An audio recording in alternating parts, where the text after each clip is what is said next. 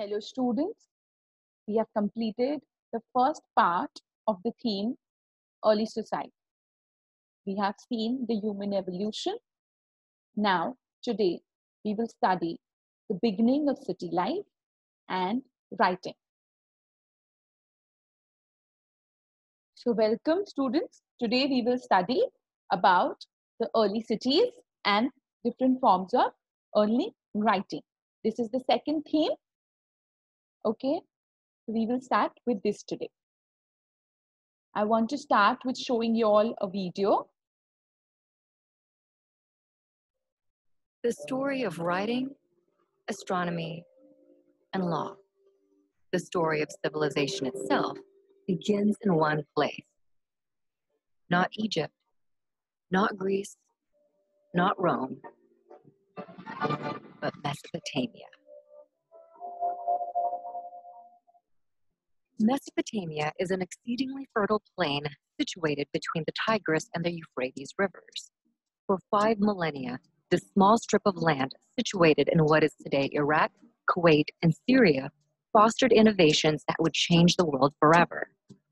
Inhabited for nearly 12,000 years, Mesopotamia's stable climate, rich soil, and steady supply of fresh water made it ideal for agriculture to develop and thrive. About 6,000 years ago, seemingly overnight, some of these agricultural settlements blossomed into some of the world's first cities.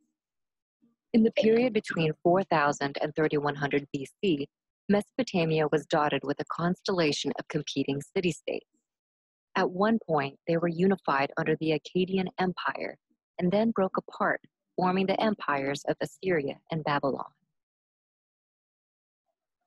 Despite near constant warfare, innovation and development thrived in ancient Mesopotamia. They built on a monumental scale, from palaces to ziggurats. Mammoth temples served as ritual locations to commune with the gods.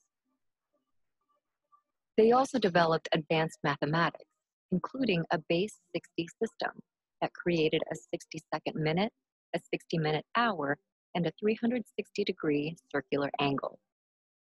The Babylonians used their sophisticated system of mathematics to map and study the sky. They divided one Earth year into 12 periods.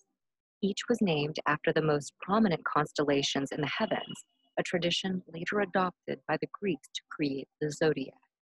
They also divided the week into 7 days, naming each after their 7 gods, embodied by the 7 observable planets in the sky.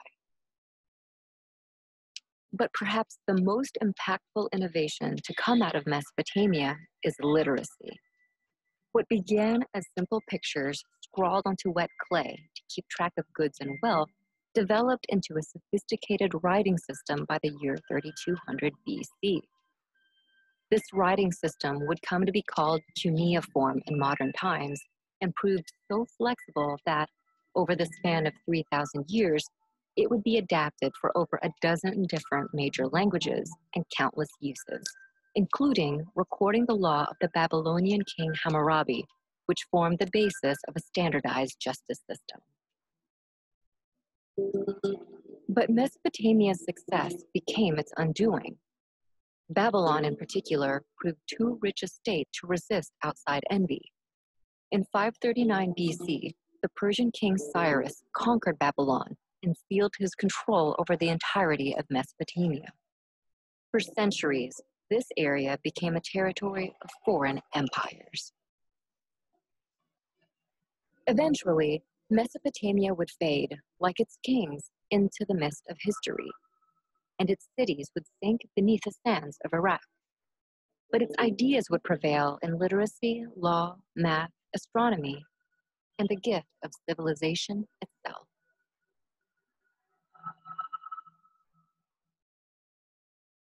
Okay.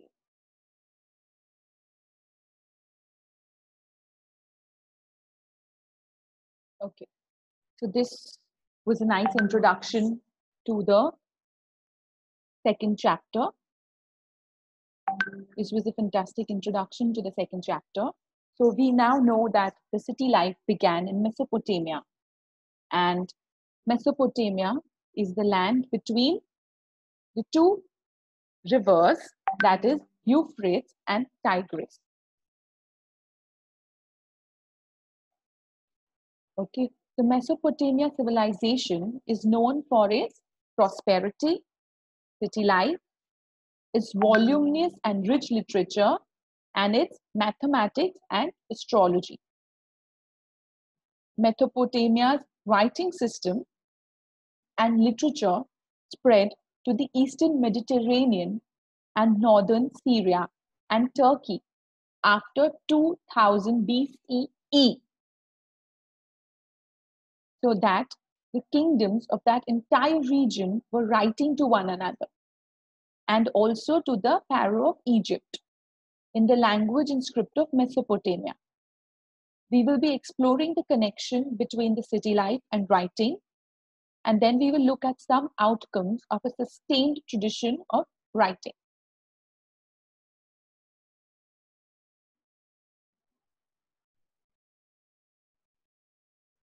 In the beginning of recorded history, the land, mainly the urbanized south, was called Sumer and Akkad. After 2000 BCE, when Babylon became an important city, the term Babylonia was used for the southern region. From about 1100 BCE, when the Assyrians established their kingdom in the north, the region became known as Assyria. Okay, so now the region started to be known as Assyria. And from about 1100 BC, I have told you all, this is the region started to be known as Assyria. And the first language of the land was now introduced, that is Sumerian. So the first known language of the land was Sumerian. This was gradually replaced. Okay, Sumerian was gradually replaced by Akkadian. Okay, and this happened because in 2400 BCE, the Akkadian speakers arrived. Now, this language flourished till about Alexander's time, that is 336 to 323 BCE, and with some regional occurring from around 1400 BCE, Aramaic was also trickled in. This language is very similar to Hebrew, which became widely spoken after 1000 BCE, and it is still spoken in some parts of Iraq. So this is on your screen, you can see a timeline, that is how was Mesopotamia ruled by different empires. Archaeology in Mesopotamia began in 1840. At one or two sites that includes Arak and Mari both, excavations continued for decades. No Indian site has ever seen such long time projects. Okay, so in Urak and Mari and some other sites, excavation has continued for decades. Not only can we study hundreds of Mesopotamian buildings, statues, ornaments, graves, tools, and seals as sources, there are also thousands of written documents. Mesopotamia was very important to Europeans because of the references it has in the Old Testament. That is the first part of Bible. For instance, the book of Genesis of the Old Testament refers to Shimmer, that is meaning summer, as a land of brick-built cities. Travelers and scholars of Europe looked on Mesopotamia as a kind of ancestral land. So they all thought, most of the travelers and scholars of Europe always thought Mesopotamia is our ancestors' land. And when the archaeological work began in the area, just to prove the literal truth of the Old Testament, lots of people put money, and lots of people started to work only to prove the literal truth of the Old Testament. According to the Bible, the flood was meant to destroy all life on earth. However, God chose a man, that is Noah, to ensure that life could continue after the flood.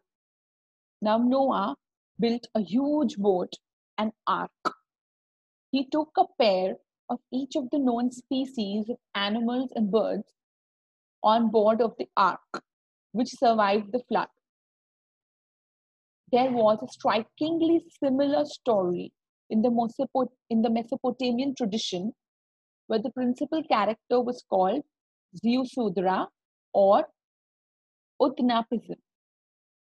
Okay, so now from 19th century, there was no stopping the enthusiasm for exploring the ancient past of Mesopotamia.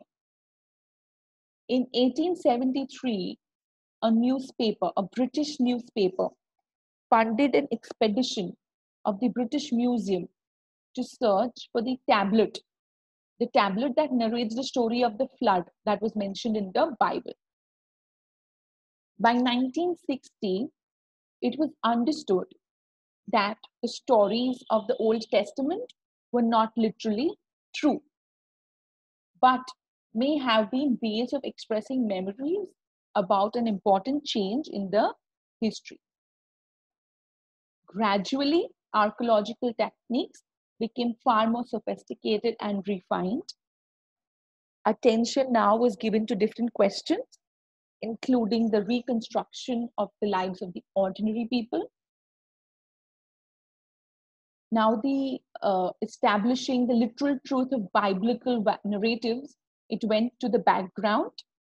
And now what we are going to study in this chapter is basically based on these studies.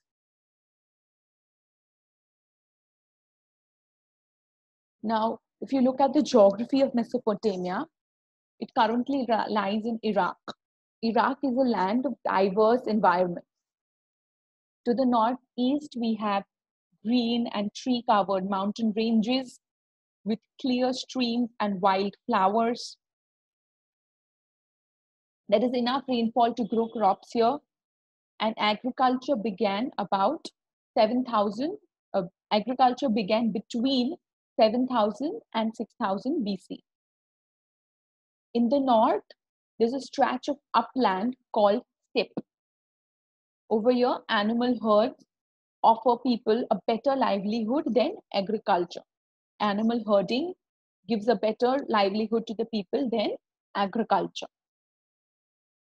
To the east, we have tributaries of Tigris that provides routes of communication to the mountains of Iran. And to the south, there is a desert land, which is where the first cities and writings emerged.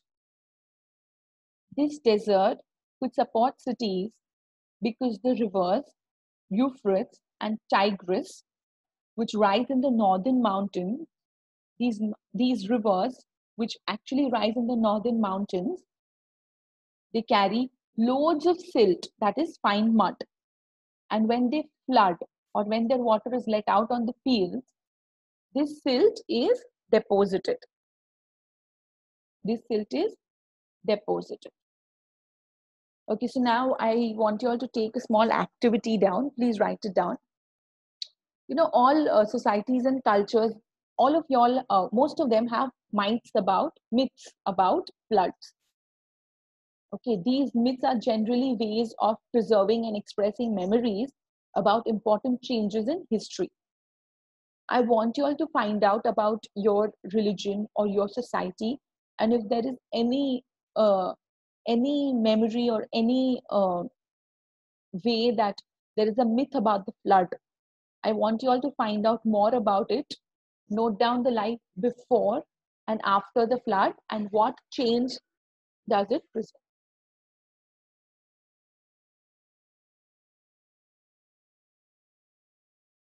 Okay, so this is a small picture that I have which shows how the geography is. In the north, we have a steppe where we do lots of where they did a lot of animal herding. In the northeast, there's a green region. The south, there's a desert where the first cities were emerged, and this desert could support cities because of the rivers, that is Euphrates and Tigris, which actually rise in the northern mountain, but they carry loads of silt and fine mud. And when the flood or when the water is let out on the fields, the fertile alluvial, the soil becomes very fertile and alluvial soil is deposited. These are some pictures of present time which give us an idea about how Mesopotamia might have been. So we have mountains, steppe, desert, irrigated zone, and the south, that would be the cities.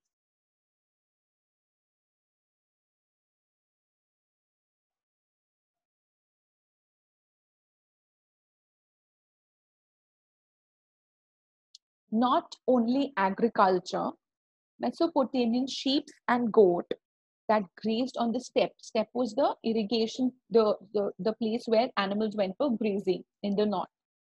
The northeastern plains and the mountain slopes, they produced meat, milk, and wool in abundance.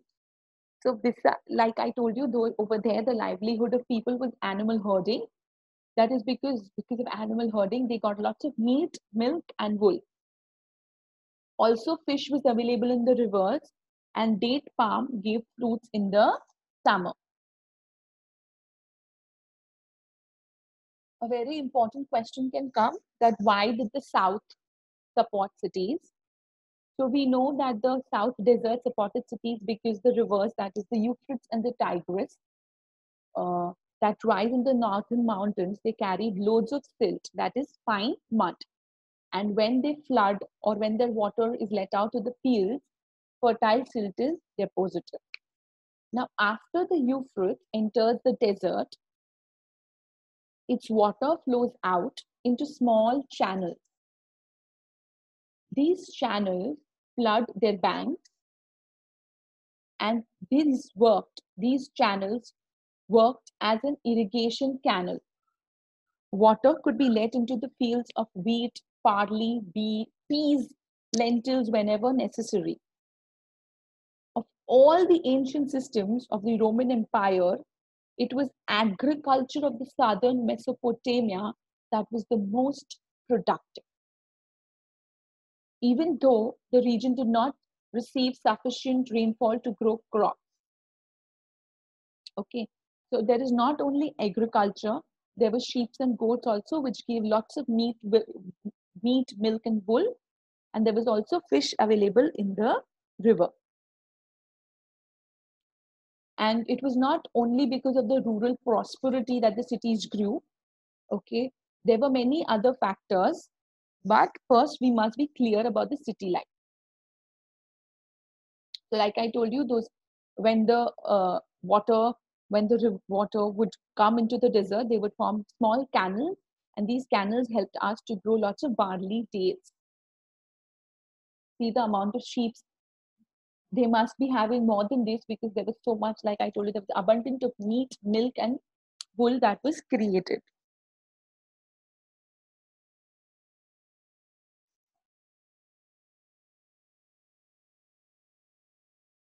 So the geographic conditions were that it has little rainfall, it had hot and dry climate, there was windstorms that left lots of muddy river valleys in the winter. So lots of valleys were left with muddy water because of the windstorm. There was a catastrophic flooding of rivers in the spring, and there was arid soil that contained little minerals, and there was no stone or timber resources.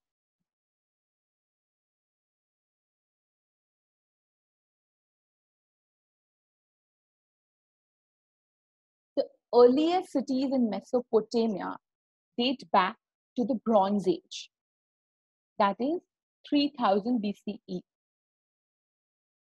Bronze is an alloy of copper and tin.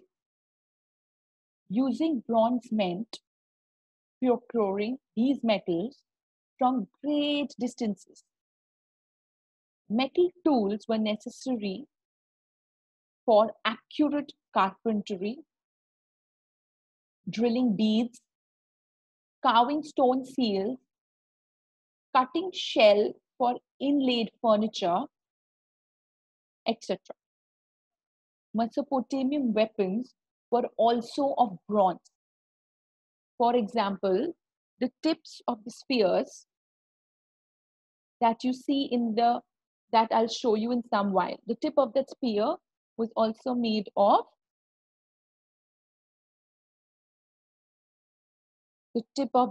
spear was also made of bronze. Now, cities and towns are not just places with large population. It is when an economy develops in spheres other than food production that it becomes an advantage for the people to cluster it into a town. Urban economies comprise, besides food production, they comprise trade, manufacturing, services. City people were not self-sufficient. The carver of stone seal requires bronze tools, colored stones. The bronze tool maker needs metal, charcoal, so they depend on the products or services of other people. The division of labor in the mark is a mark of urban life. The division of labor was a mark of an urban life. So cities and towns are not just places of large population. It is only when an economy develops in all spheres that people start to cluster it into town. Okay, so city people, they cannot be self-sufficient. They depend on the products or services of other people. There is continuous interaction amongst them. And for example, like the example given on the screen, the carver of the stone seal, he requires bronze tools. He himself cannot make the tools. He also requires colored stones for the seals, and he may not know where to get it from. His specialization is only fine carving. It is not trading. So the bronze tool maker does not himself go out to get metals like copper and tin. He needs regular supplies of charcoal for fuel. So this division of labor, that is dependency on each other, it marks the beginning of urban life. There must be social organization in a place. Fuel, metal, stones, wood, etc. come from different places for city manufacturers. Organized storage and trade is needed. There are deliveries of grain and other food items from village to the city, and food supplies that need to be stored and distributed. Many different activities have to be coordinated. There must not only be stones, but also metal tools and pots available for the seal cutters. So in such a system, people give commands that others obey. And urban economies often require the keeping of records. So when there are commands, so you want to know who gave you how many pots or who gave you how many what. So you will have to keep a written record. Whenever trade takes place, all these transactions, they need to be written.